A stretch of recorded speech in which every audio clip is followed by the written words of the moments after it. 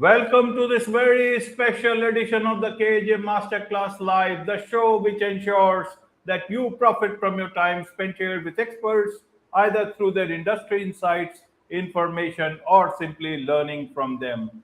And today we have with us Courtney Clark, a resilience researcher, survived 9/11 and cancer, and we'll learn from her why grit isn't so great and how flexible goal setting outperforms traditional resilience. We'll explore with her the can't do mindset, the life changing magic of giving up, and how to know when a goal is no longer the right goal.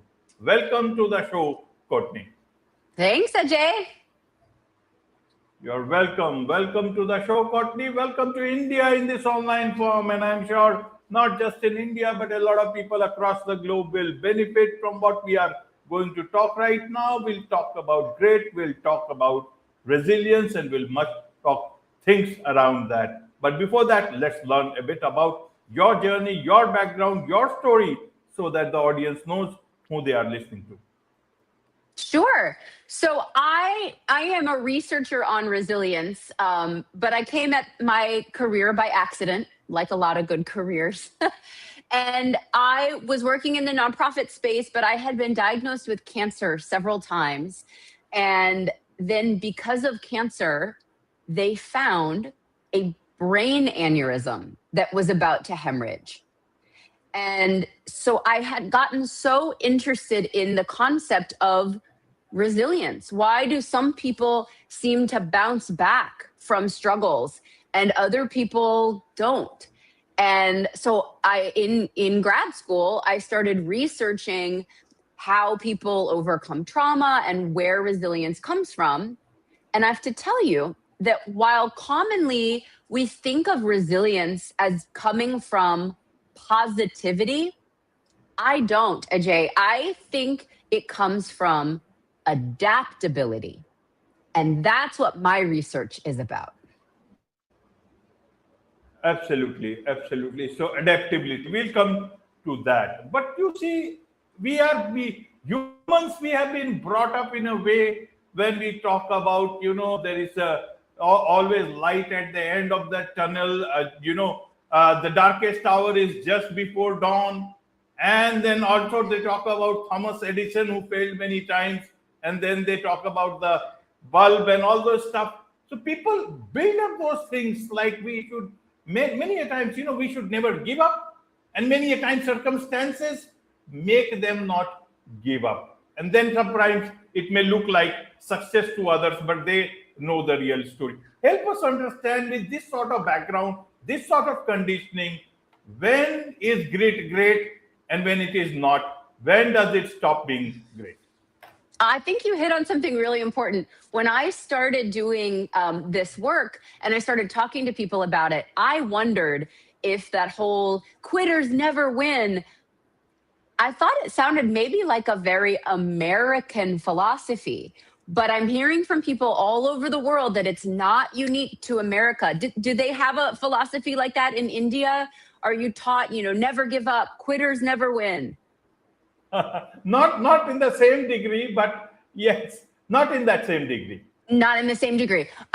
So I'm seeing it everywhere that people are, or like you also said, there's a light at the end of the tunnel, or, God doesn't give you more than you can handle. I think a lot of cultures and a lot of families we have our own different ways of saying, just whatever you do, just keep pushing through. It's going to be okay.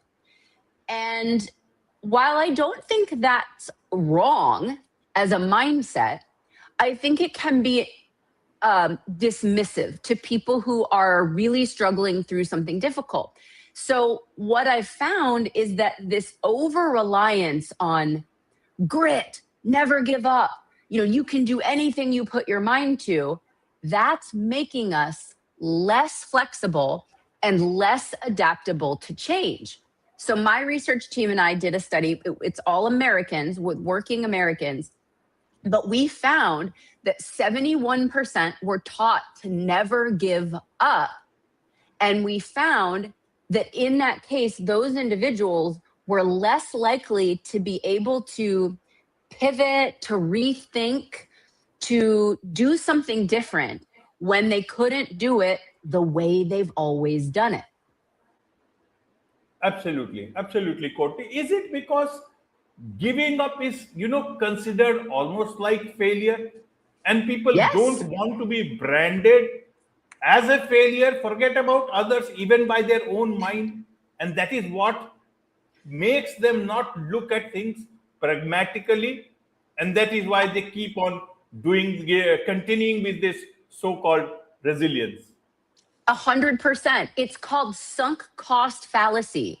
That's a mental block, sunk cost fallacy, where you say, I can't give up. I've already invested so much time and energy in this. But that's a wrong way of thinking, because our resources as humans are limited. You only have so much time. You only have so much money. You only have so much health. Think of it as for a company, any organization, they still only have so many man hours, so much money. Every moment you waste on an endeavor that's not going to pay off, or it's not as important, that's resources that you are not putting towards something that is going to work out. So you're standing there at a brick wall like, no, let me in. But you've hit an obstacle and there's no way around the obstacle. So you just keep pushing on the wall instead of trying to go a different direction. Going a different direction would actually make you less of a failure and more of a success.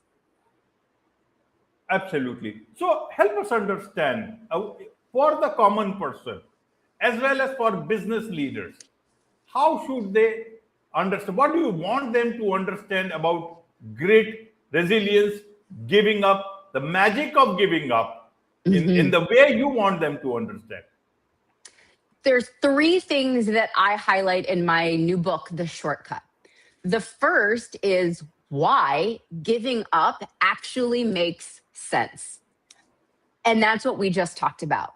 That because we only have limited resources, we can only spend them on certain activities. And if we stick to something, if we pour our resources into something that's not going to pay off, we're wasting those resources when we would be more successful if we reallocated those resources elsewhere. So that's the why. The other things that I'm teaching people through this research is when to give up and how to give up. So the when question is really, how do we identify a moment when it makes sense to keep persisting and when it makes sense to pivot? And I help people and I help organizations go through a decision tree of questions so they can see like, okay, yeah, this is something where I just should work a little harder. It's hard, but if I just put my effort towards it, it will pay off. And then what efforts should we recognize as a dead end? And then if you decide it is time to give up, that's when we start to talk about how. How do you let go of a plan or a goal that's not working and then build yourself a new goal that will be successful? Absolutely. So how do we know whether something is not working and it will not work with finality? Sometimes some things or many things work only at the last moment, just before we are thinking of quitting. That's absolutely true. It is not easy to know when. What you want to do is really look. So it's all about that resource management. Look at your resources, do an inventory. What resources do I have to put towards this goal? Do some research. What resources does it take? And then you compare and contrast. I have a friend, Amber, who is one of those people who just accomplishes everything. And back when she was 30, I looked at her. She had a husband, she had 2 children, she had just finished her master's degree, she had been promoted to the C-suite at work, and was on 2 nonprofit boards of directors. And I said, Amber, how do you do it all? And I think I was expecting her to give me an answer of like a calendar with color-coded markers, something about time management. But her answer was really about resource management. She said, every yes is a no to something else. Everything I say yes to, I'm saying no to something else. And I may not even know what that no is to until I'm already there. And so she changed my relationship to thinking about our resources. We can only invest in so many things. So just because you have the resources to accomplish something doesn't mean you want to spend them here, because then you won't have them for the next goal you try to reach. A step that I think a lot of organizations and individuals miss is setting benchmarks. How do you monitor your progress? So you said, like, if you're going to give up right before a breakthrough, well, your benchmarks will actually tell you if you're making progress or not.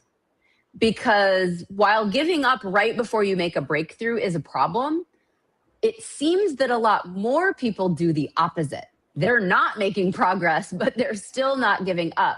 But if you've got benchmarks in place to monitor your progress, you'll know if you're about to break through. You'll know if you're making progress. It will become more evident to you because the proof will be there. You're not having to go off of your emotions or your gut. Absolutely. Very well explained, Courtney. So let me understand it from your life. When did you first, suspect that grit was quietly harming you in area of your life? And at the same time, what I want to understand is dealing with cancer requires a lot of grit and resilience and hope and understanding both the things at the same time. How did you work that out? Help us understand, because hope needs a lot of, understanding that things will be better, whereas giving up means, I don't know how to ask, but you understand it. Help us understand both the things from that point of view. So I do understand what you're asking. And what I've learned through this process is that I think a lot of what people have called hope is a belief that things will somehow turn out better. What I've found is actually more helpful is a realization that whether or not this situation turns out okay, I will be okay. Do you see the difference? And right. The power, the personal power, when you can say, this situation may not turn out okay, but I will be okay. That is a very durable kind of hope. That's a more long-lasting, personal kind of hope. And that's the hope I'm trying to get people to build so that they can say, I have to walk away from this situation that's not working. For me personally, when I first was diagnosed with cancer, I was trying to do all of the, I'm in control and I'm going to eat healthy and I'm going to exercise and I'm going to meditate and do yoga and eat broccoli, because everyone told me, stay really healthy and your cancer will never come back. And it was years later that I learned that after my cancer had come back several times, that my cancer was caused by my World Trade Center exposure. I had been working in that area about 16 blocks north.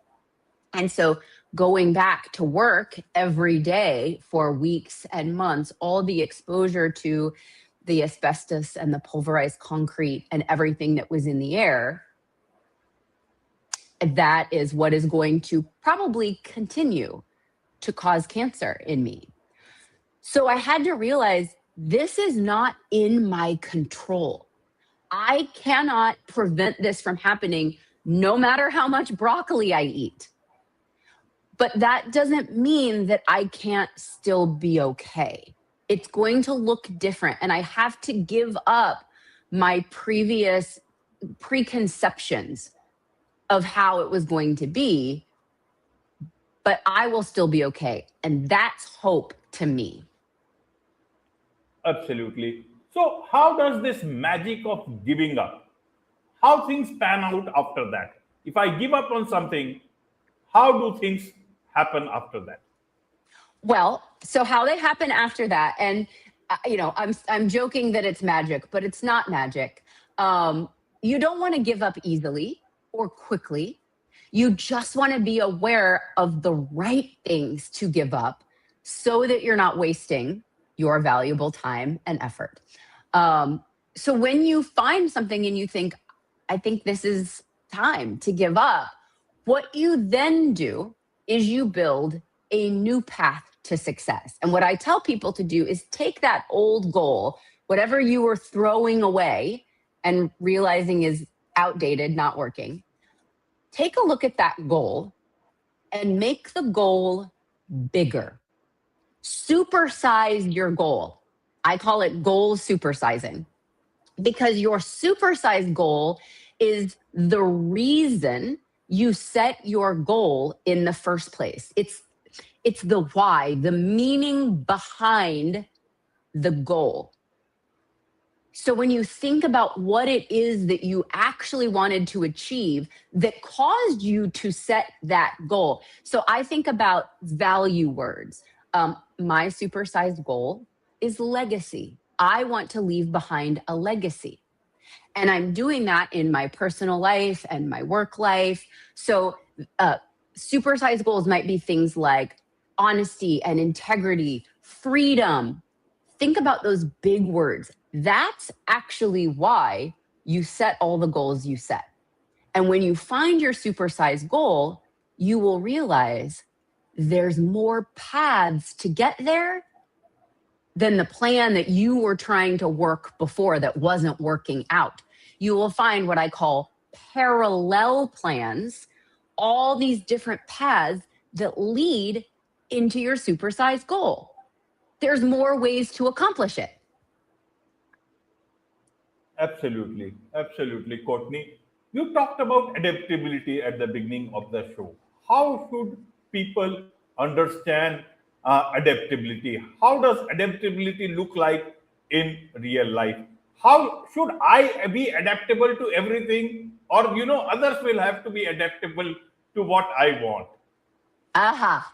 Well, the good news is that when we think about adaptability, what we're really thinking about is how do we get on board with change? How do we get on board with things not being the way we expected or the way we planned or the way we've always done it?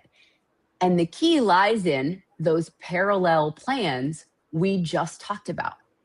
So if you were operating a plan, you were like, this is what I want to do, but now all of a sudden there's an obstacle and for whatever reason you can't do that, then you supersize that goal and you build those parallel plans. Now your adaptability comes from flexing back and forth between those parallel plans. You try this one for a while, and then maybe you can do 3 or 4 plans at a time. Think about it. If you thought your goal was, I want to save X amount of money. You thought that was your goal, but that's actually a plan. That's too small. Your real goal was probably feel more financially secure. That's a supersized goal. Right. So now your parallel plans might be to save money.